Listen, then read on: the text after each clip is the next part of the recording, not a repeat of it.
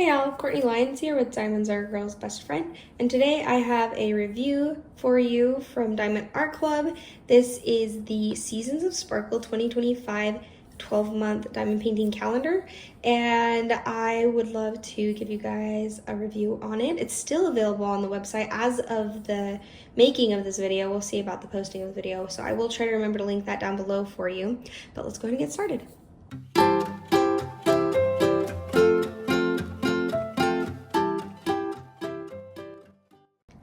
All right, if you are new to my channel, welcome here. I am so glad to have you, and if you are a returning subscriber, thank you guys so much for your continued support all the time. It's always very, very appreciated. I think about you guys all the time. So I do want to talk about, this is definitely a little different than what you're going to get from other Diamond Art Club kits. So I almost wasn't going to do a review for it, but then I feel like it kind of needed a more in-depth review that is by itself. I'm not sure if other people have put reviews up, but I just wanted to talk about this. So first off, let's go and do a flip through of the finishes. I'm going to kind of scoot it down so you guys can see. So the very first one is January. So you can see there's our, I did write on this because we are using it as our actual calendar. I'm gonna do a flip through and then I will talk about it. And then this is February. I haven't written anything down yet because it was during February that I finished this, so I didn't get a chance to write everything down for the month, but I will probably start doing that. I should probably do that tonight. So this is March. And then we have April. That one's so cute. I showed this on my vlog. That was my favorite. I love these mint green colors. I loved doing that egg. And then we have right here May. Those florals were really fun. We have June. This one might have been my least favorite out of all of them just because it was mostly like two colors. I mean, there were a few different blues and a few different browns, but it was still fun. This one was actually a blast to do. That one was a lot of fun. Especially the being able to multi-place up here. But I'll talk about that because you can see the symbols underneath. Or at least it's the symbols.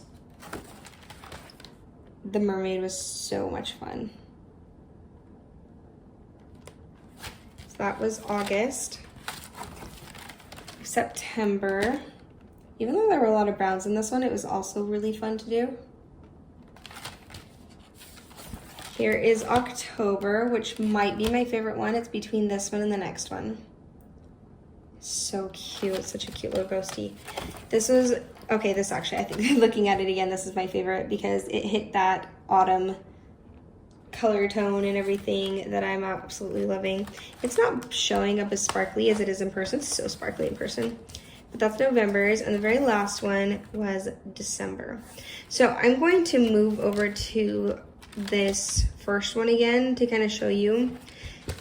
This drill field and these drills are very different than what you're going to get with their bigger like square kits, because you get the squares and then you can get the rounds, but the grid is, at least it's going to be like a square grid. You're going to have so many drills in one square. This is called a freestyle grid, and it's never really been my favorite, but it is still really fun. It was still really fun to do this. I had a blast with that. There was never really a time besides, like, there was one, like, I think it was December, where I feel like we've been working on it forever and I just wanted it to get done. But once I sat down and actually like worked on them for more than a short amount of time, it was a lot of fun, but still not my favorite. It's not something I would normally choose to diamond paint out of other options that I have, but it was still diamond painting and it was still fun. And the reasons why is, first off, with it being a freestyle grid like this, actually you can see it really well with this one. Do you see how at the bottom, like, you start getting these swirls because it doesn't just make a square, it just wraps around whatever items happen to be around. So you can see it kind of goes like this, and then it hits this area where it was following along on the flower. A few reasons why it is a little frustrating. For one, it's very difficult to multi-place. And the second one is that they don't touch, and for that reason, like, even when you're single placing, you tend to get a lot of stuff at the bottom. Let me show you with this one. Or on the edges where you can see so like that one right there. And here, you tend to get a lot of where you can see the symbol underneath. And no matter how, even if you're single placing, it just seems to happen. So that's like the biggest downside to this whole calendar, is that it's kind of impossible to cover up all of the symbols. Let me show you the other one. Yeah, right here. So you can see same one, but like come here at the top. They're actually easier to see in person than they are on camera. You can see those symbols underneath, which are like mostly just numbers. Here, maybe if I put it like an angle. Yeah, do you see that at an angle? You can see it really badly. And that's kind of what I'm seeing, especially since I'm moving things around. And that bothers me, like that I can't get it to the point where I can't not see the symbol. Like, but overall, like it's not a huge issue. It was kind of fun to just like smack things down and just put them on and not have to worry about it, just because I know the symbols are going to show anyway if you can get out of that mindset. And I still did multi-place. I actually got to the point where I got pretty good at multi-placing it, but it wasn't possible for all of it. But the also nice thing is you really don't have to worry about it being very straight or in the right spot, because it's just freestyle. So that's kind of like the nice thing about it. And the glue was amazing. It is a partial. I don't always love when there's a partial where part of it is I'm painting and there's still pictures on the back. If it's gonna be a partial, I usually like to have just that color parts diamond painting, and then the rest is just kind of like a whatever background or white background. I usually prefer that, but the pictures in this are so much fun, and it is a calendar, so it's just kind of fun to have like little bits and pieces here and have these detailed parts that would not be easy to diamond paint, and these diamonds just kind of make things sparkly rather than like create a picture. So yeah, I would say that overall I had a lot of fun with it. Even if it's not normally the type of diamond painting that I would usually choose, it still was a blast. And I got this from Diamond Art Club as a sneak peek. We all did as sneak peekers, and I just thought that was so nice of them that we were able to show this on our channel. And by the way, like they do have the 2024 last year that they moved over for 2025 that people have gotten at Joann's. I don't have no idea if they're still in stock, but both are absolutely beautiful. But I think I really enjoy the color schemes and the pictures in this one most. So, okay, I believe that's just about it. I mean, we have been hanging it up and using it. These are it's really nice, thick. It's very, very, very thick.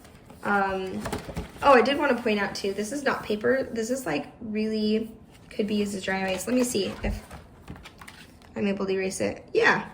So if you want to use it as a calendar, but then later you want to be able to take all of the color off so that you could just have it as display, you totally could. It's so pretty. Yeah, and that way, because like look how nice and neat that looks compared to this. But I totally wanted to still use it as a calendar. So, all right, that is it for this video, I believe. Let me know if you guys have any questions. I know this is a little bit shorter. This doesn't need a whole lot of review, but I feel like it needed something because it was a fun thing to do. I did count this as a full finish on my channel or with my whips, because 12 of them for this size ended up actually being pretty big.